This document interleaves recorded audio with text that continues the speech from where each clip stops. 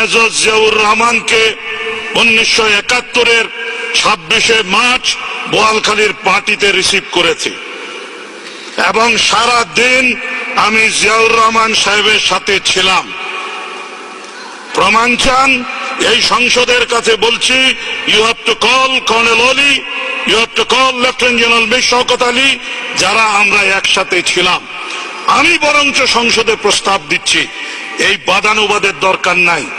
যারা ওই মুহূর্তে ওই এলাকায় জীবিত ছিল, lieutenant general Mir Shawkat Ali, colonel Oli, Awami League নেতৃবৃন্দ, আমরাও যারা ছিলাম, সবাই একসাথে একত্রিত হতে পারি। তখনই কিন্তু আলোচনা হবে ড্রামের উপরে দাঁড়িয়ে স্বাধীনতা হয়েছে না ড্রামের নিচে দাঁড়িয়ে স্বাধীনতা হয়েছে।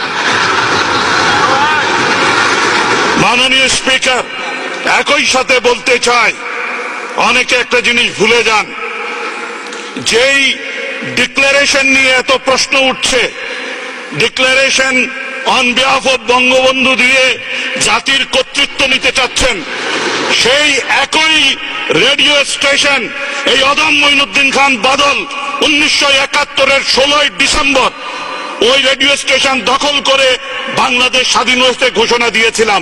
এজন্য আমি জাতির চাচা হয়ে যেতে পারি না। এইখানে অনেকে ভুলে যাচ্ছেন mister speaker, Chattogram radio station 10 কিলোওয়াটের রেডিও স্টেশন। চট্টগ্রাম রেডিও স্টেশনের ভাষণ ফেনীও ভালো মতো শুনে না। ইতিহাসটা ঠিক মতো পড়তে হবে। একই সময় সমগ্র বাংলাদেশ বিস্ফোরিত হয়েছিল, সমস্ত উত্তরবঙ্গ বিস্ফোরিত হয়েছিল। বরিশালে মেজর জলিল গর্জে উঠেছিলেন, খালেদ মোশাররফ, গর্জে উঠেছিলেন শফিউল্লাহ, গর্জে উঠেছিলেন অন্যান্য প্রান্তের মানুষ। তারা কোন ভাষণটা শুনেছেন?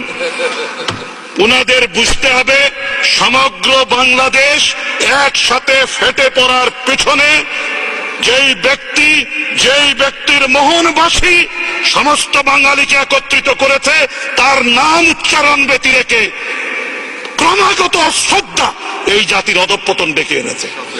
সেই কারণে বলতে চাই, আমি অন পয়েন্ট অফ অর্ডারে এই ইস্যু আনতে চাই না। ইফ দেয়ার ইজ টাইম, আমরাও সব কথা বলবো। বাড়াবাড়ি সহ্য বহুদিন করেছি।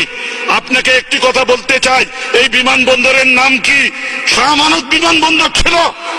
26 তারিখ ঘোষণা করেছে হান্নান সাহেব, তার নামটা ছিল। সেই নামটা যেদিন মুছে ফেলেছে, সেদিন কারো কি বিবেচনা ছিল না যে আপনি একজন মুক্তিযোদ্ধার নাম মুছে ফেলছেন, একজন দরবেশের নাম নিয়ে আসছেন যাতে বিতর্ক করা না যায়? সেই কারণে বলছি, থুতু এমন ভাবে নিক্ষেপ করবেন না যেই থুতু গায়ে এসে পড়ে। Let us cool down our head. আমি সংসদে প্রস্তাব করছি, 26শে মার্চের এই বিষয়টি নিয়ে খোলামেলা আলোচনা হোক। কারণ 26শে মার্চের প্রাণীগুলো এখনো জীবিত, নায়করা এখনো জীবিত। মারা গেলে তো দেখা যায় এখানে অন্যরকম কথা চলে আসবে। সুতরাং সময় ক্ষেপণ না করে মাননীয় স্পিকার, আপনার কাছে আবেদন করছি, এই ইতিহাস, সত্য ইতিহাস যাতে